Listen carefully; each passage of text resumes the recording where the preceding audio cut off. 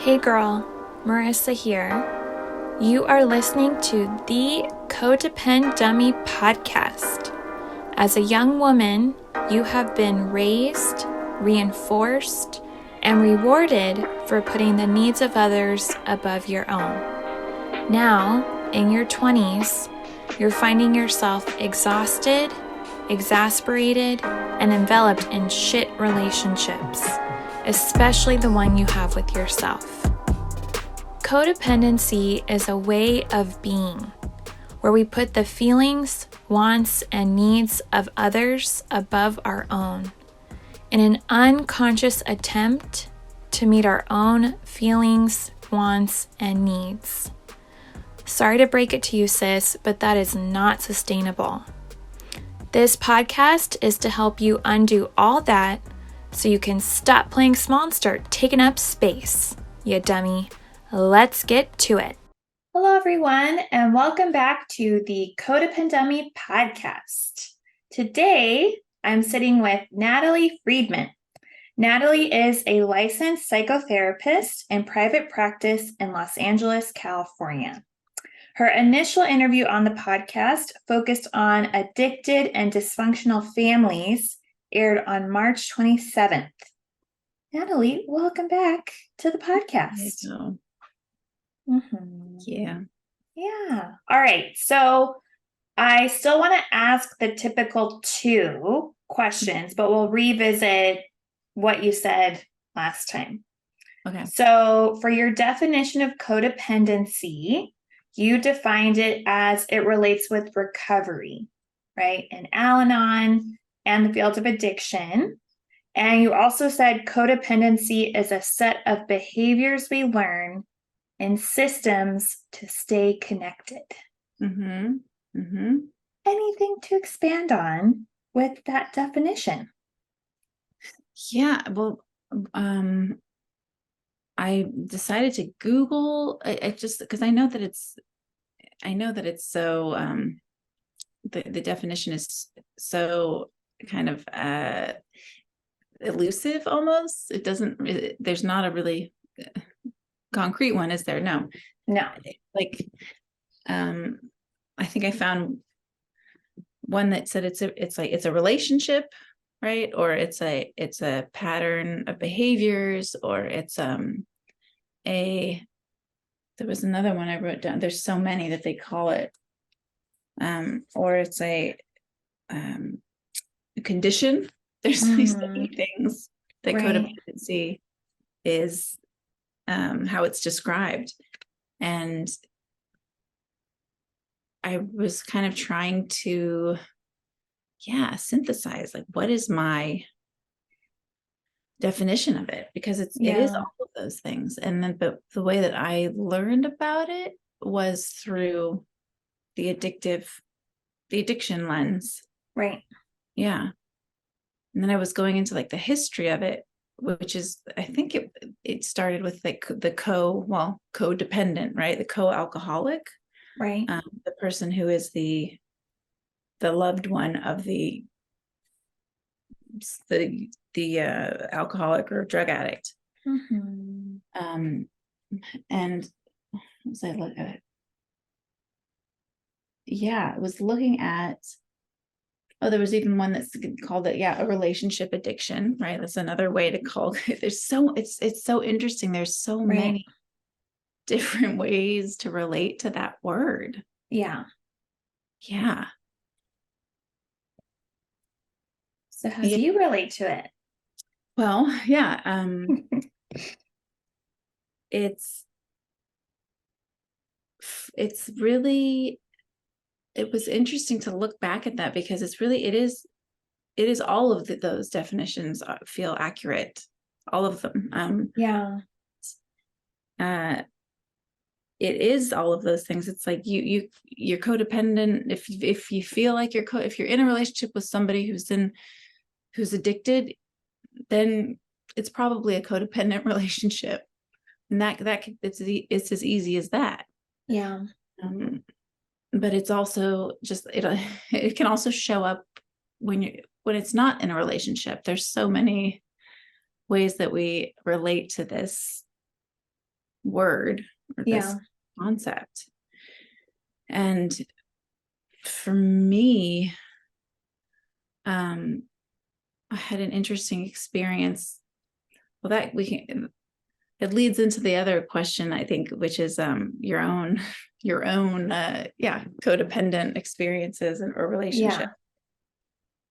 We can interweave if you want to interweave both. Mm-hmm. Yeah. Okay. Because I was really, so we talked in March, and I didn't remember talking about my mom in that podcast, which I realized that like maybe a month after we spoke, I made contact with her after a few years, maybe 5 or 6 years, and remembered, oh, this is actually my initial most codependent, the big one was with my mom. And it was interesting to me that I had kind of forgotten that. I had actually completely forgotten that. And that is really where like I got all my chops up for learning how my own codependent patterns of behavior were showing up when I had to kind of when I had to figure out how to individuate from my mom, right? Or we were too close, no boundaries. And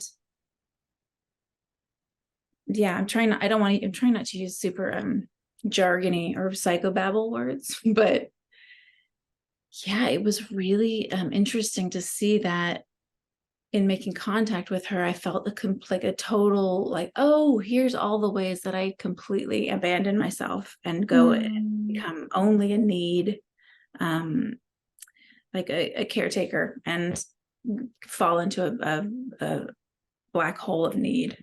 Right. So it's another way that codependency shows up. Yeah, definitely. I'm curious, reflecting on your relationship with your mom, does a specific experience or memory come to mind that really showcases you at your most codependent with her? Like here, here's the memory, here's the moment.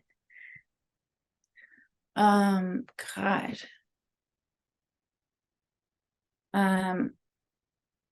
I mean, the ways that I lost myself, I mean, I don't even know if I could say I had a self yet, because it was my mother, right? So, but the ways that I really merged my identity with her, that was really my attempt at keeping that connection. And I mean, the caretaking was pretty like, yeah, it always felt like I was about to be able to save her. It always felt like that. And it really became like that was my job. And I kind of just like, I'm trying to think of like the specifics of all of those years of feeling like I needed to be, the one that takes care of her, but also, the most primal, important relationship, right? So you got to you have to do it. It's your mom. It's such an interesting thing. My memory is normally really very sharp, and this, I have an amnesia quality too. Yeah, I get that. Yeah. I really I was thinking about it recently, how a lot of my childhood, I'll hear other people talk about things. I'm like, how do you remember that so specifically?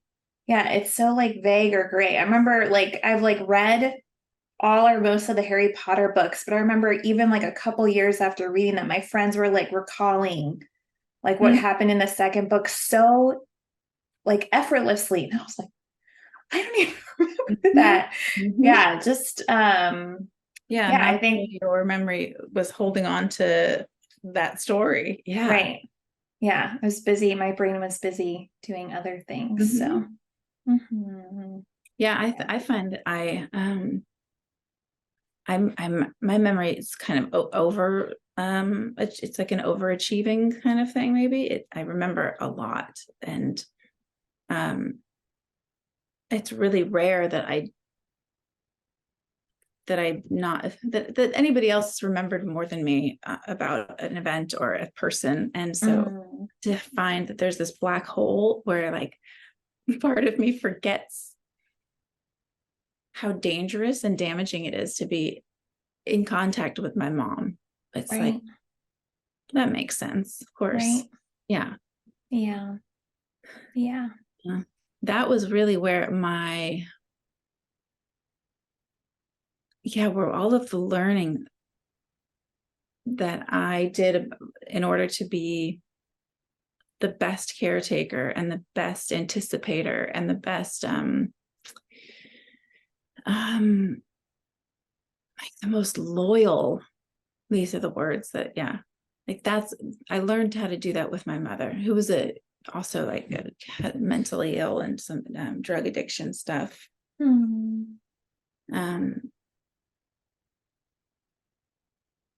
Yeah, that's how I really learned how the strategies of mind reading and caretaking, right, and brought those out into on the road with me once. Right. One size fits all. One relationship fits all relationships. Yeah. Any other thoughts reflecting on your relationship, your mom, that tie into your definition of codependency? I know we're interweaving the two questions. Any other thoughts on that? What was I think? Like it was a lot about needs. I started to think about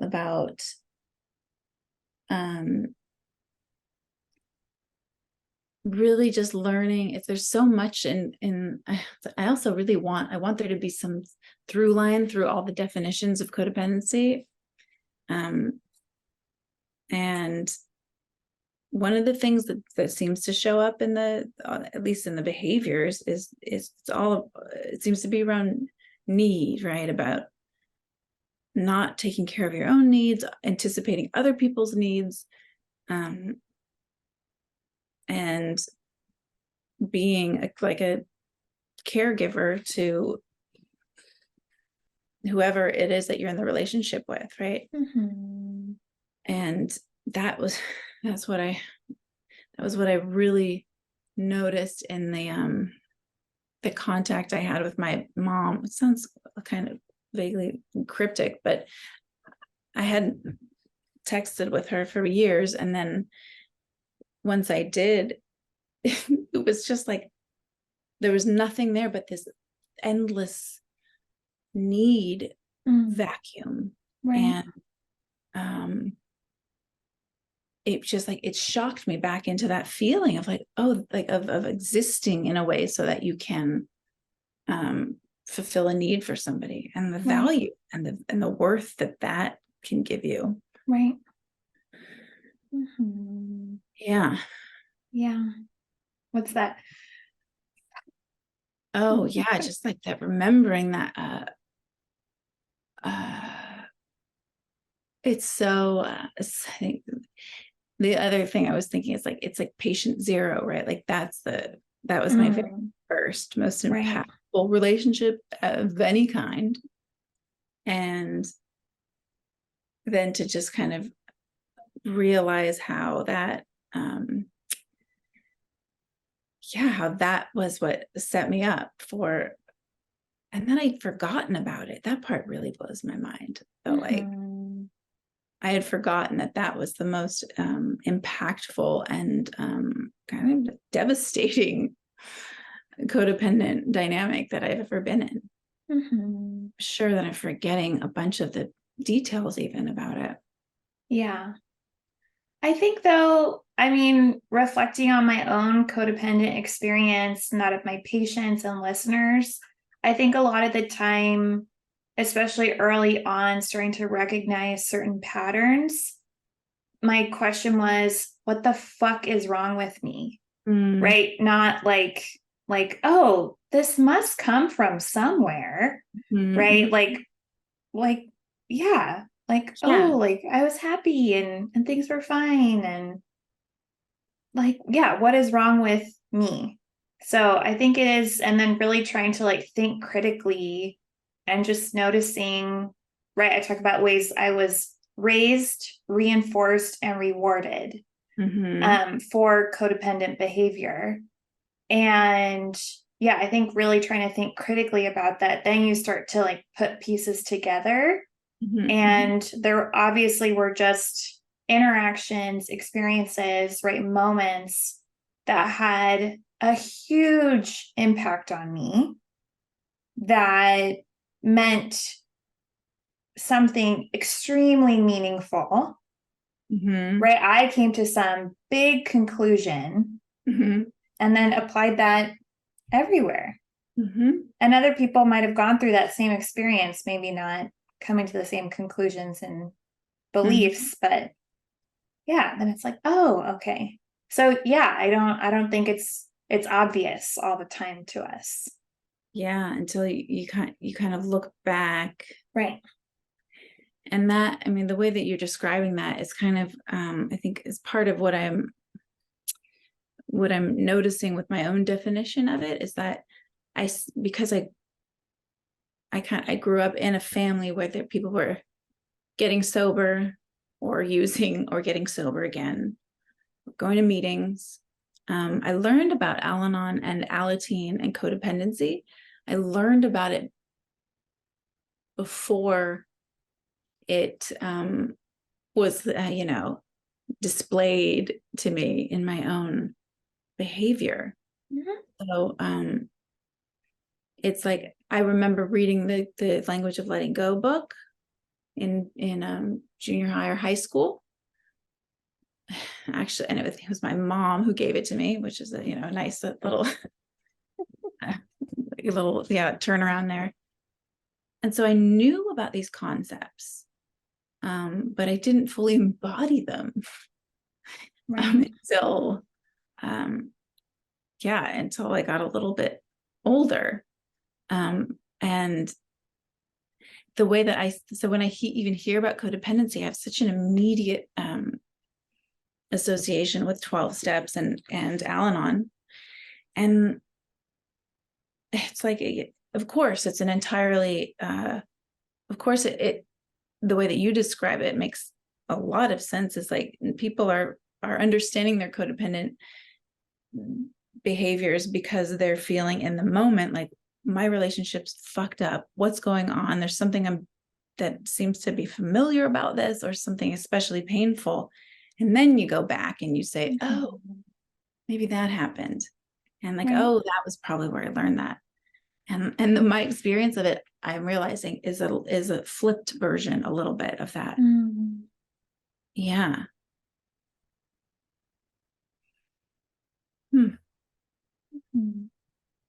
Yeah. Yeah. I mean, my codependent, the examples, with they were all encompassing. I now see, I think, I used drugs with my mother in order to stay connected with her, these kind of big, super merging, wanting just to stay close at any cost. It's a pretty quintessential memory. Yeah. And we,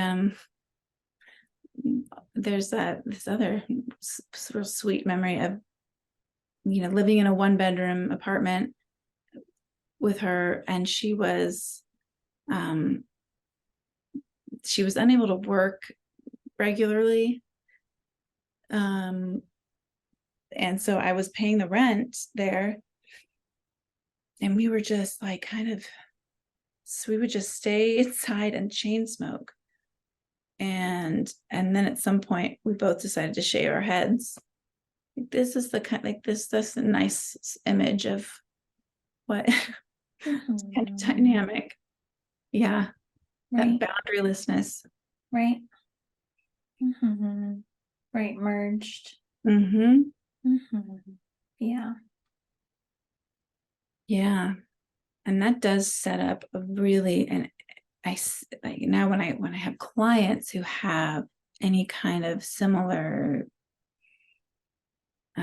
flavor to their initial, to their mom relationships, really to that kind of enmeshment and the setup for relationships and how to be in the world later on, of feeling like you should be able to read everyone's mind, and making it hard to tolerate it when people aren't that close, aren't that attuned to you, right? It's just I could get my feelings hurt much more easily. I could get like, feel like my value is in being useful and taking care of somebody. I mean, it's just like a perfect setup to bring all those kinds of behaviors into your relationships. Yeah. Yeah.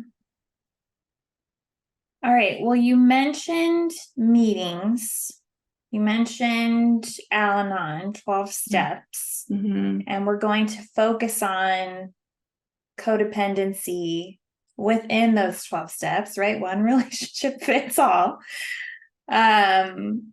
So before we get into what it looks like for listeners who might not be familiar, how would you describe 12-step programs? So, I mean, the original is AA, and Alcoholics Anonymous. Just again, for anyone who doesn't know. And it's, I mean, well, see, I don't know when they started. Maybe in the 1920s, those two guys started the big book of Alcoholics Anonymous, right? And then the 12 steps came out of that, and they have since been kind of used in other recovery of other addictions and other meetings for other addictions. And I know that Al-Anon was, I don't know if it was one of the first, but it probably was that they started having meetings. I think it was the wife of one of the founders. She came up with the need for the support of people who are in the relationship with the alcoholic. Right.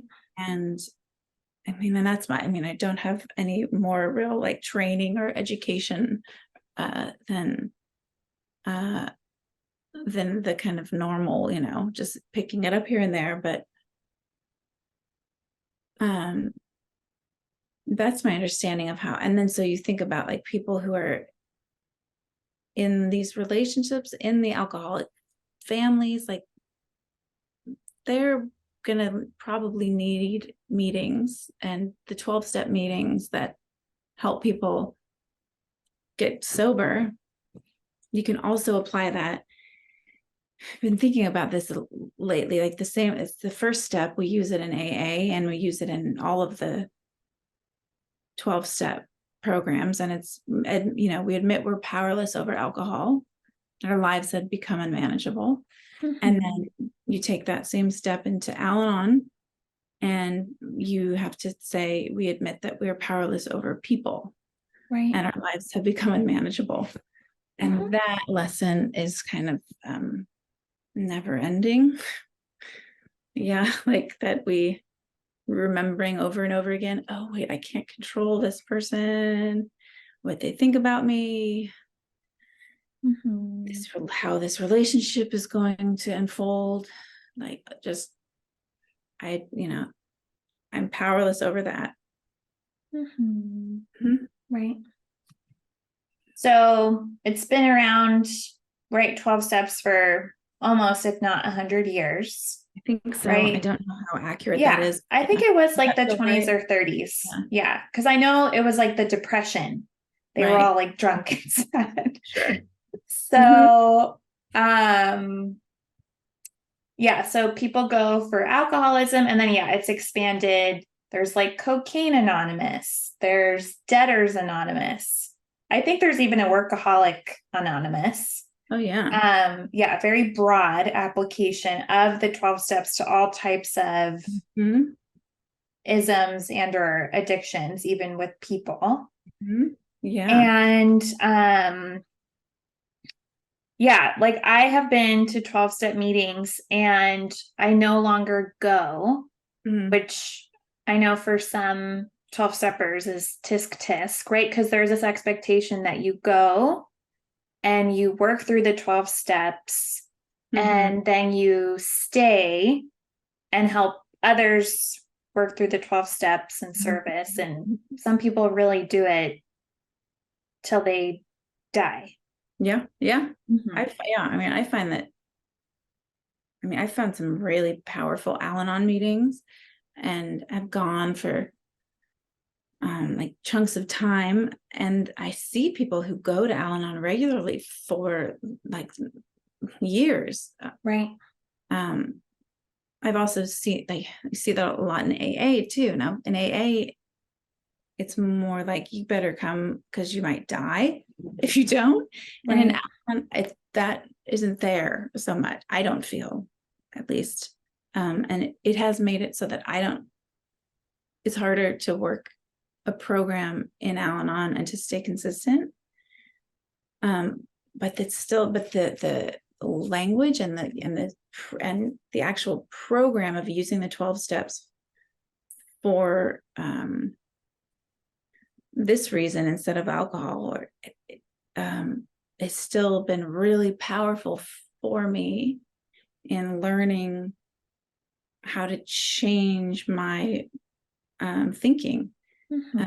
And I'm not really sure, like I always want to find a good way to transmit that to people, because it is a lot to ask what to say, like just go to these meetings, get a sponsor and work, like that's a lot that you're not asking somebody who's trying to get sober and whose life is falling apart from drinking like that. They have a little more at stake. Right. But it is hard. I want to be able to transmit this stuff to clients, and sometimes it's hard to do that. I wish that I could find an easier way to do that. I always encourage them to buy the Language of Letting Go book. That's like that Melody Beattie daily reading. Right.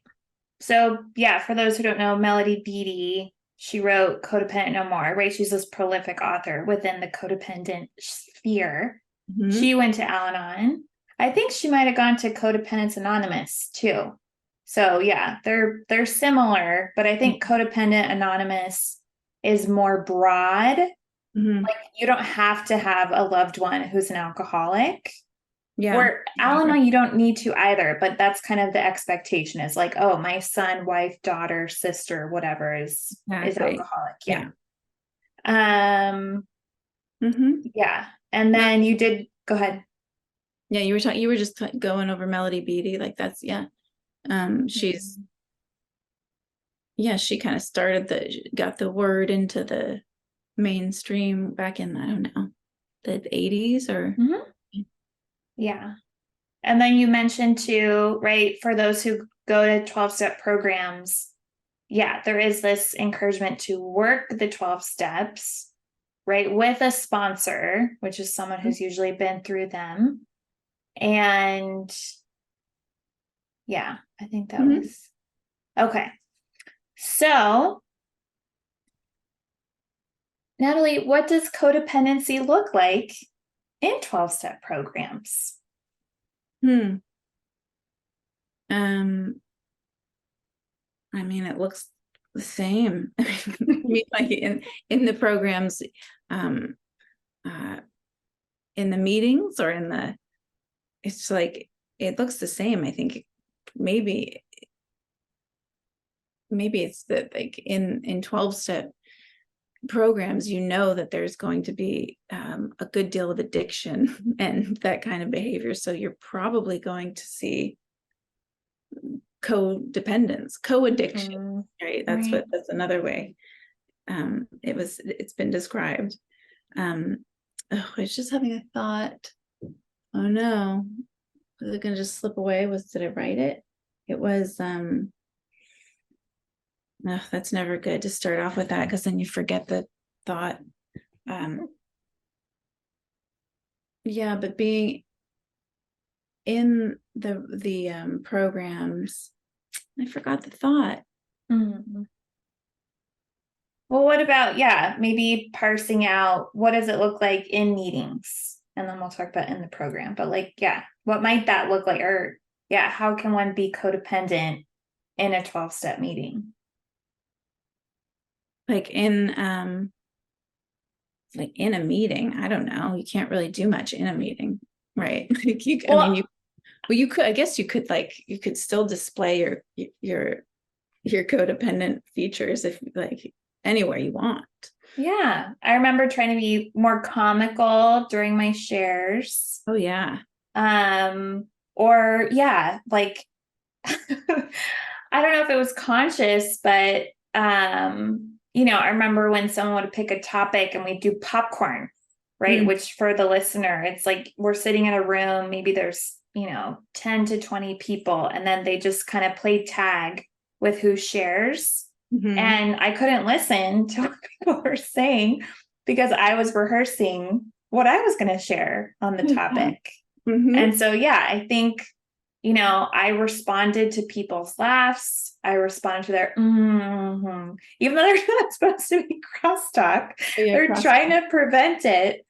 But I think during shares, especially, that's when I could impress or flatter, have some really deep reflection. Would you call that? Because I certainly remember and still do like all the things that come up for me when I'm in a group of people and people are sharing and like all the things that like, ooh, how do I want to sound in this group? How do I want to show up here? And maybe if it's a group of people who I find smart which that's isn't that common. I'm just kidding, kind of, not really. But if I'm in a group of people that like, maybe I just want to hear my own voice in a room full of smart people. I don't know if I would call those things codependent necessarily. Well, I think that it can be. Yeah. I think it can be. So for codependence, I think we might be more vulnerable.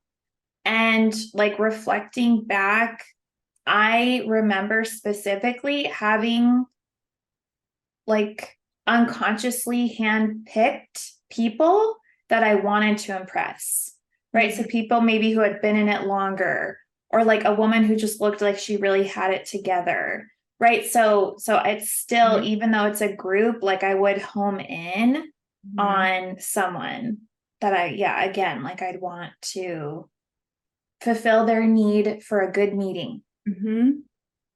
Or I remember, go ahead. Well, the other thing that is because so it keeps coming up even in the literature around it, and even in my own thinking about my experience, is that it is the kind of this like addicted to people thing, like where for me to feel good, I know that I have really had to look at how I go towards connection with people to fill something for me. And that's not all bad. That's why we're here. But it's, like when that's the only way that I can feel soothed, I feel like that's really where that can come up for me too. Like, I want to show that I'm valuable and I can connect with you. And like that there's an urgency to that. And that could definitely come up in a room full of people talking about like vulnerable things. Yeah. Yeah. Yeah. And as we're talking to, I remember like I used to, I think also be like hyper mindful of new people and like wanting them to have a good experience. I didn't want them to come and have some like weird meeting with weird shares and like maybe not come back. And so, yeah, I remember like sitting in my chair and like kind of like clenching my fists and like feeling anxious if people were just off topic or going on too long. I started to like dread like, and so yeah, just wanting to take care. I can so relate to that feeling of just being so really hyper aware too of other people's experience, and then what I actually assume they're experiencing too, which in the moment doesn't feel like an assumption. It just feels like, I'm like, I have a superpower, and I want to be able to take care of other people's experience. And it feels so, I think for me, it felt so, it was like a valuable, important part of who I was. And it took a while to even understand that was, I don't even know how it got switched, because I had to unromanticize that part of me, that part that felt like this important to me, like, oh, I'm good, I'm sensitive, I take care of people. I had to somehow shift that into seeing like, oh no, that's not what that's from, and that's not really what that's about, and it doesn't actually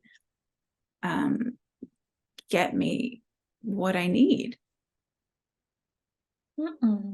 I'm not even listening to the meeting. I'm just listening to how annoying this person is and how this other person is perceiving it. And oh no, I'm gonna leave. Yeah. Right. Like, are you even there? Like, what's your, how you can't even have your own, your own experience of your, do you ever wish there was another word for experience? It feels like that word. It's the only word we have for that word. Yeah. Yeah. Thoughts about codependency, like, yeah, we talked about in meetings, like with the program, like, yeah, more broadly. Yeah, well, I mean, if we're like looking at it as like the program is like the other part in the codependent relationship, I don't know, because I don't know if we can certainly put our own like expectations and things on the program to fix, or but I'm not sure, because the program can't really, it can't really interact back with you on its own, yeah. Be codependent with the program. I'm not sure. I'm not sure. Okay. Well, yeah, in your opinion, how come members of 12-step programs are vulnerable to being codependent with potentially the program, its principles, and other members? Yeah, the thing that I think of, the first thing I think of with that is really, I mean, just that the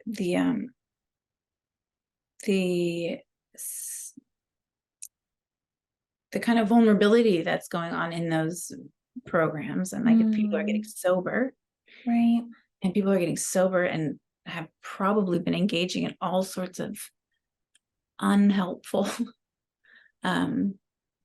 behaviors, and then you put them all in a room together, and especially a lot of people newly sober, or it's a hotbed for that kind of, Right. For those kinds of behaviors, for all the codependent behaviors. Right. Yeah.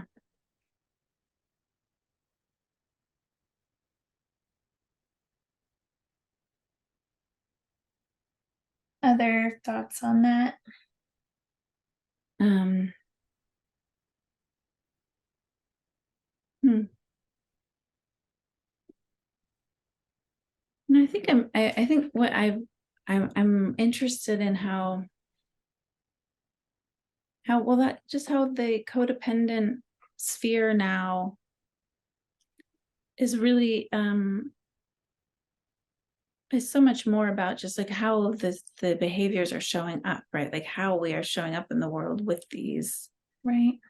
And it was a little striking to me when I was doing my own research, like, oh, I'm really kind of my lens is very much in the addiction model. And it's, of course, it's varied, the whole idea of codependency. And it's like looking at it from just like, oh, identifying the behavior first, and then you go back and look and see, where did it come from? Right. Yeah.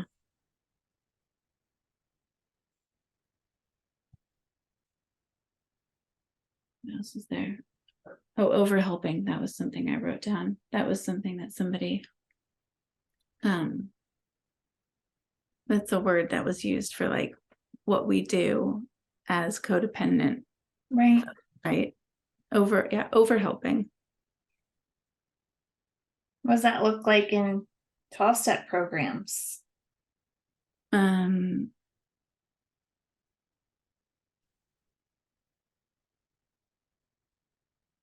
I'm not sure. I'm thinking like in a meeting, or I mean, you could do it anywhere. You could be like overly helpful with your commitment, Right. or yeah.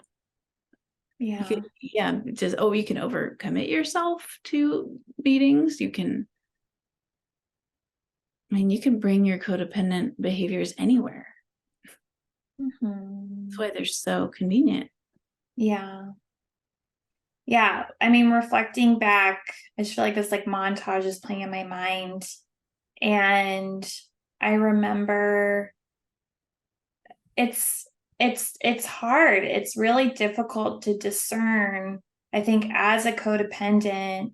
Like you said, like we're coming in, we're fresh off. For me, it was relationships, really toxic, like addictive relationships. I remember I've shared about this like umpteen times on this podcast, but I went to therapy after a breakup, and my therapist said, like, oh, like what brings you in? And verbatim, I said, I'm addicted to my ex-boyfriend. Like I couldn't like stop. And I remember going to meetings, starting to get help for my codependency. Did you go to Coda or Alan? Yeah, I also went to Al-Anon because like the guys I dated were alcoholics. So it was like kind of a both and. But yeah, I think overall I liked Coda more.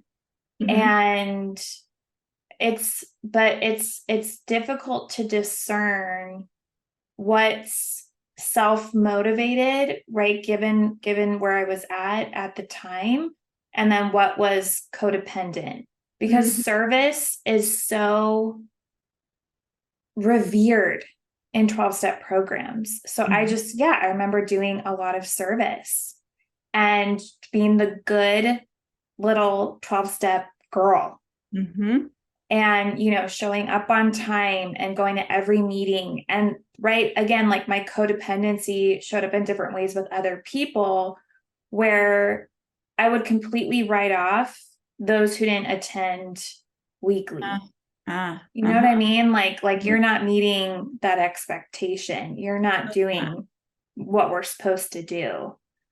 Black and white thinking stuff. Yeah. And just taking on too many like jobs. And then, yeah, really, really, like, I remember like in meetings, just like wringing my hands if people were going over or if, yeah, shares were off topic. Like, I just really wanted to control the meetings. Oh, that's so, it almost like it's amazing. It's beautiful, right? It's like kind of gives me the chills because that's the essence of like what the suffering is caused by, is this feeling that you need to really control people's experiences around you. And I think, I mean, that it comes from having to do that, or at least your system believes that you have to do that. You probably did have to do that when you were younger, that it was much safer if you could make sure that the people around you were having, like that their mood was okay, that you'd make sure that your dad wasn't in a weird mood, make sure that, mom's not feeling too tired, because you have to, survive as a baby or a kid. Yeah. And then if you already have a sensitive nervous system, then you're going to get really, really good at that. And then you're going to go to a meeting and you're not going to be able to hear anything because you're going to be constantly looking around and trying to curate other people's it's what you assume their experience is. Right. It's all very self referential. Right. Yeah.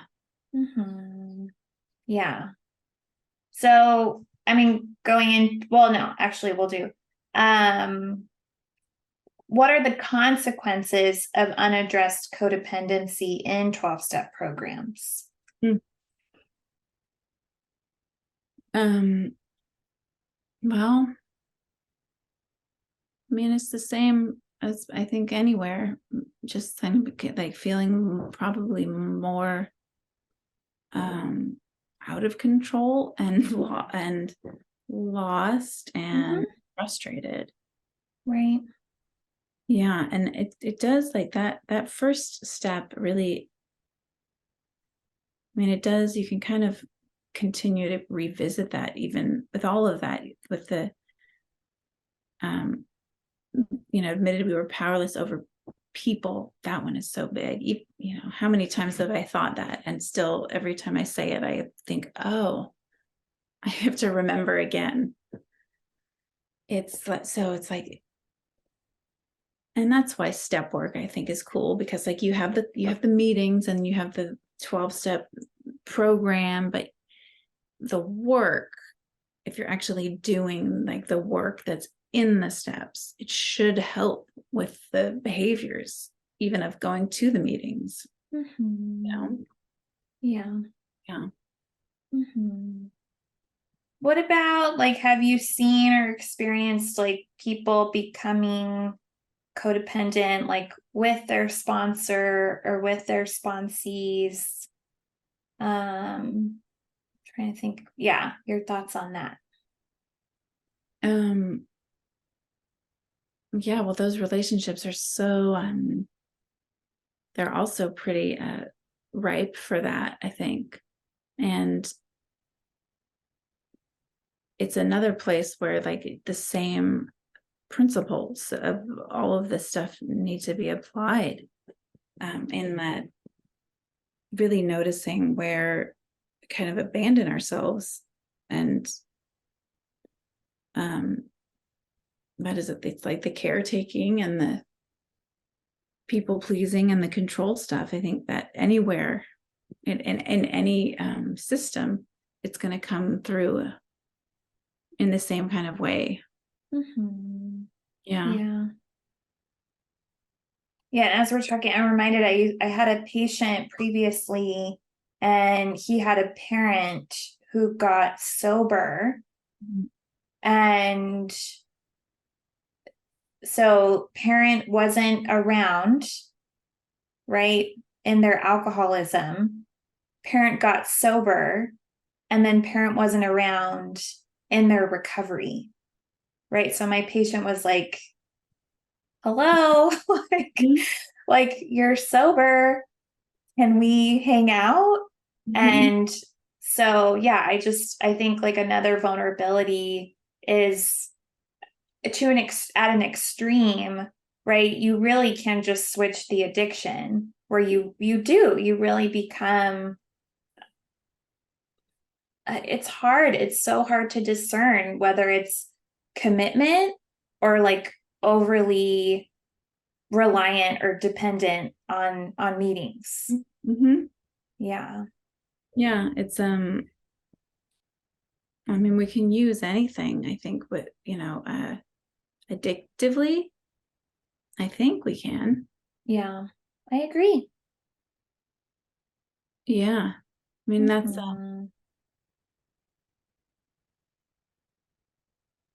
yeah, that brings up the crossover between like codependent behaviors and addiction, but those are, I mean, they seem to meet in different places. Right. Yeah.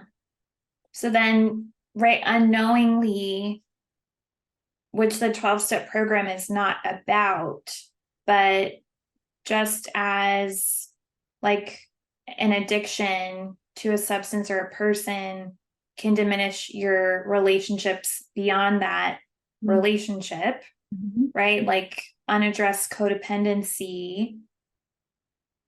I remember like being with family and like taking or making calls, which is fine, but I'm not with my family.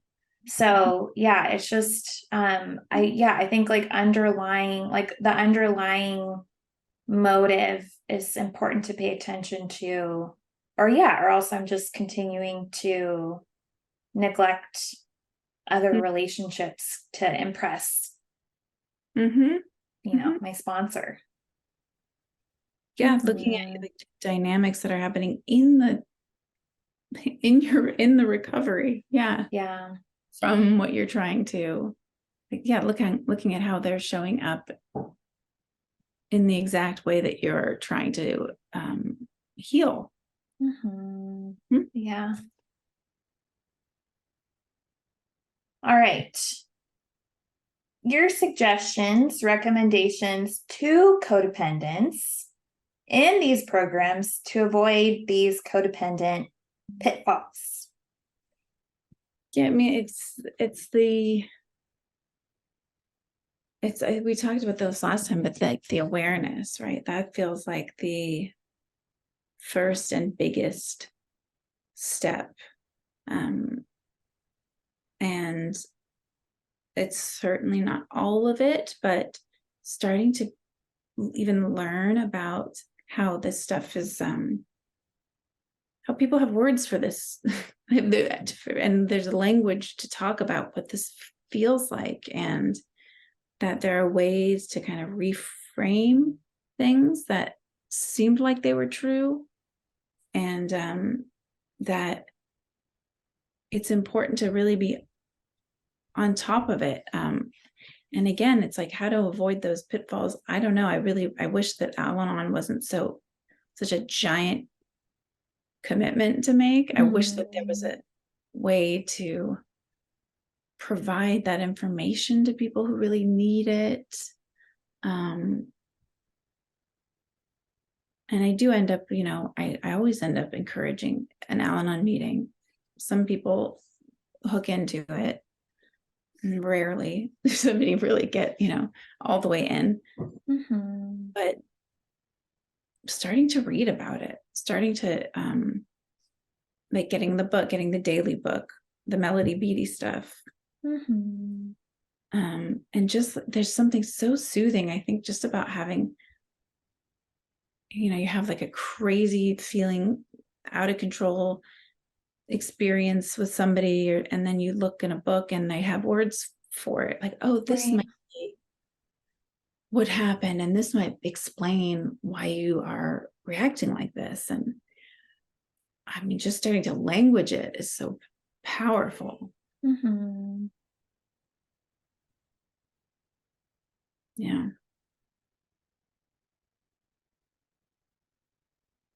Any other suggestions?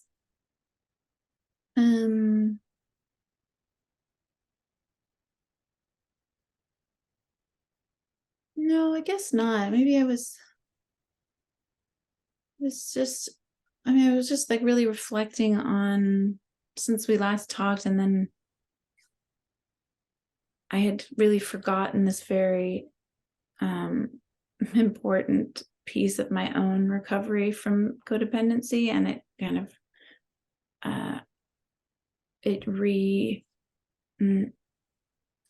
just made me kind of remember how hard that is, especially if you're coming from a family or a relationship with a mom, really, where you are completely merged, and how learning that there are other possible ways to be in the world, Right. is so hard. And like going into therapy, I mean, that's another thing. That's something I did too. That was the big one, actually. It was probably a 13-year relationship with a therapist that where I was like constantly kind of held and supported and shown that there are different ways to respond and to be in relationship. Right. Yeah. Yeah. God, that probably sounds so psychobabbly. I just feel so steeped in this stuff. Well, yeah, I think going back to like, just what to be mindful of, right? What to be aware of in these programs is, if there is awareness, if you do start reading about it, if you're cognizant, then you can expose yourself to the reality that there are other ways of connecting with people, right? That's the hope of these programs. But yeah, you just have to make sure your codependence doesn't get in the way. And I appreciate you coming on, because going into those meetings, like 10 years ago, I didn't know that. And so, yeah, I think being aware of it could just make the experience that much better. Right. Make it maybe easier for people to walk into these. Right. And also, I would like to think that the people in the meetings, they've been there for a while. They understand that, like, who's walking in the doors, right? Yeah. Yes. Yeah. Hopefully. I don't know. I don't think that many people like slowed me down and said, "Hey, are you trying to please us?" Because they were probably in their own Al-Anon, like, oh, she's gonna figure it out, right? That's the Al-Anon thing to do. Yeah. It's your experience. That has been like the biggest lesson for me overall in my life, is like just doing this. Oh, that's right. Not my business. Not, I can't, like, I might be able to make a difference here, but it's like, it's not at all what I think I'm doing. It's a drop in a bucket of, yeah. So those who are listening, Natalie's just putting her hands up and backing away. Take your hands off. Yeah. Hands out. Right. Right. I'm like wringing my hands at meetings, and you're like, just. Right. And like you were saying, like the people didn't notice, like, because maybe they were like, maybe they did notice and think, oh no, what's she doing? Right. But then the next step is to say, like, none of my business. She'll figure it out. Yeah.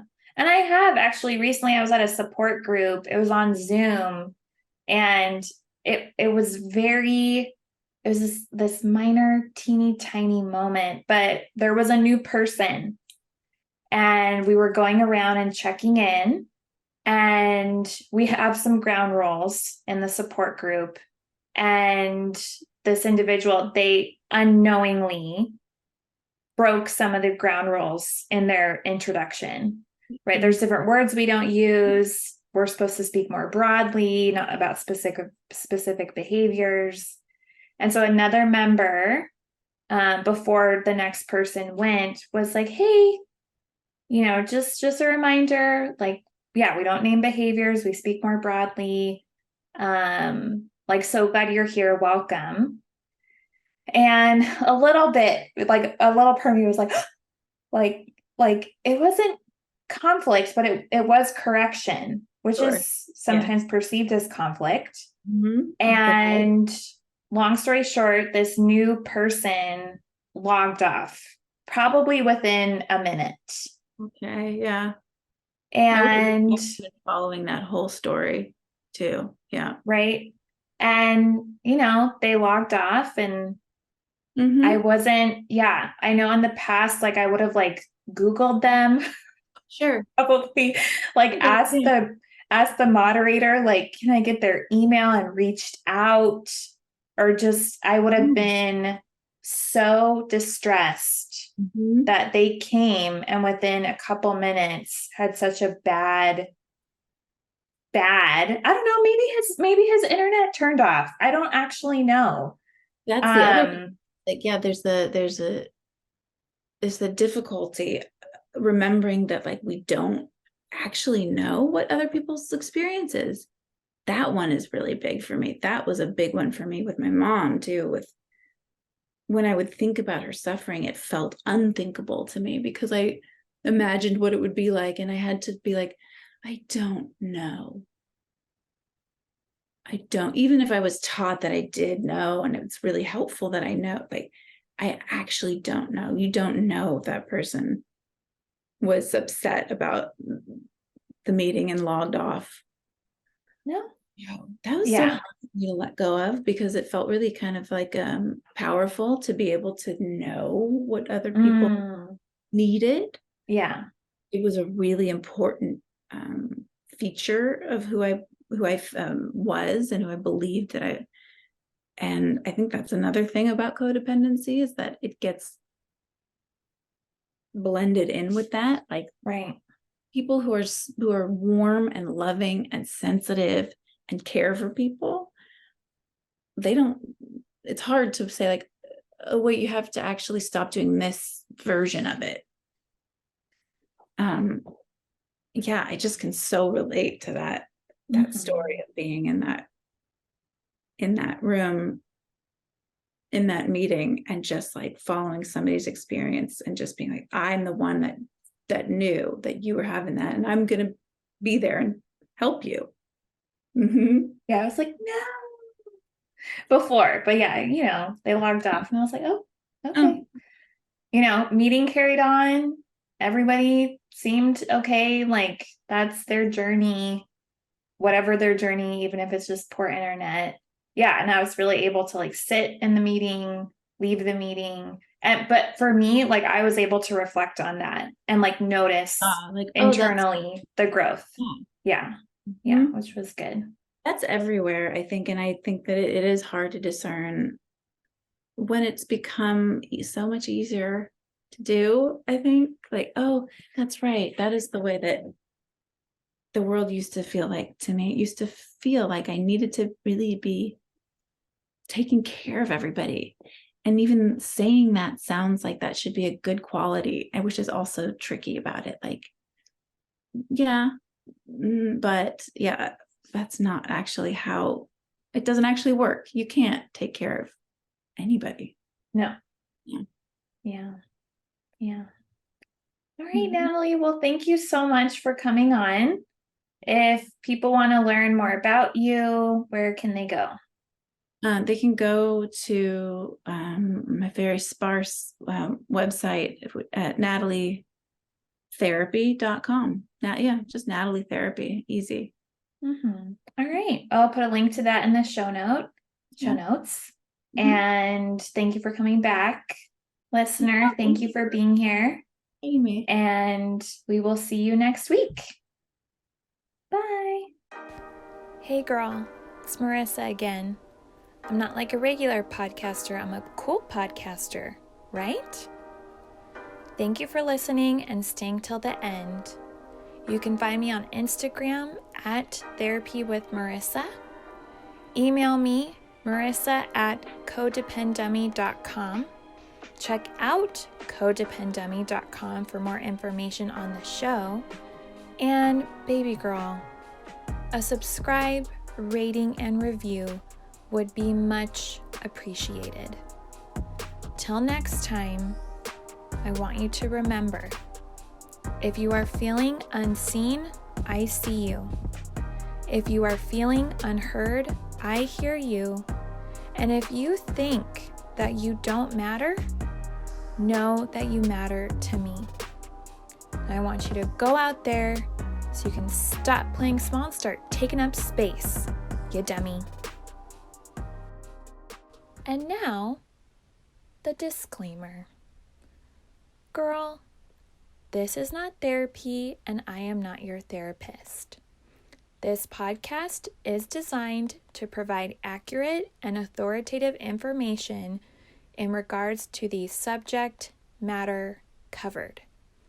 It is given with the understanding that neither the host, publisher, or guests are rendering any legal, clinical, or other professional service. If you want or need a professional, please find one.